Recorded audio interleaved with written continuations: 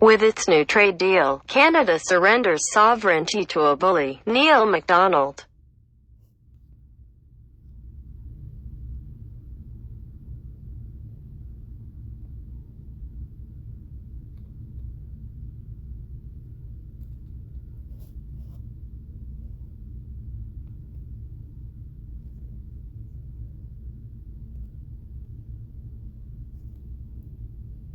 In fact, though, Clause 32 goes even further than informing America about any negotiations with China, or giving Washington the text of any deal with China.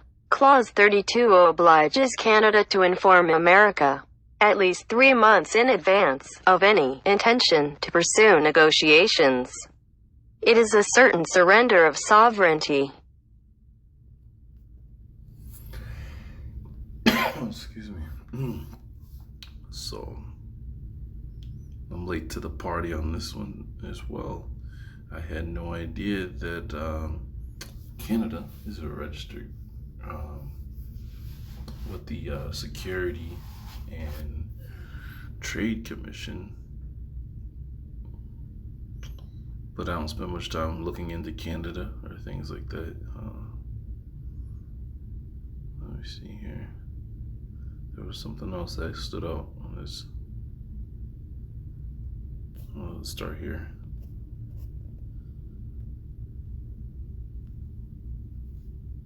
Clause 32 doesn't actually mention China. It instead uses the euphemism non-market country and stipulates that each party shall inform the other parties, but there's no doubt about what a non-market country means, China, or who Canada is meant to tell. At the moment, U.S. President Donald Trump is prosecuting an all-out trade war with China, and he doesn't want any allies getting cozy with the other side.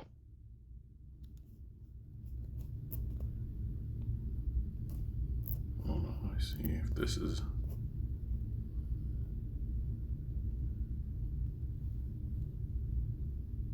But it's more than that.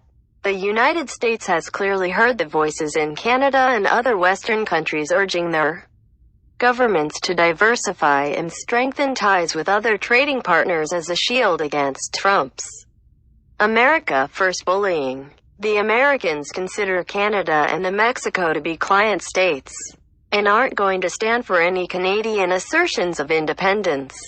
This is all about the Americans laying down the marker, says a Canadian lawyer who's been inside the NAFTA renegotiation. They are effectively saying, we are going to control North America. Muzzle's always telling us, right, that Canada is a part of North America, regardless of them trying to claim, this invisible border lines and all that stuff. No, it's all one part. It's all one part. I want to see if we're... It's gonna bother me if we don't find it here. I cannot believe Canada would sign this. It makes me want to puke. Gordon Ritchie, who helped negotiate the original Canada-US free trade agreement, takes a more charitable view. He says Clause 32 is mostly about American fears of Chinese goods making it into their market through a Canadian back door. I'm just gonna leave this at this. Anyways, I thought it was interesting, that maybe it was just the headline that grabbed, but to see that in that, it says something about where Canada is registered and the Trade Commission.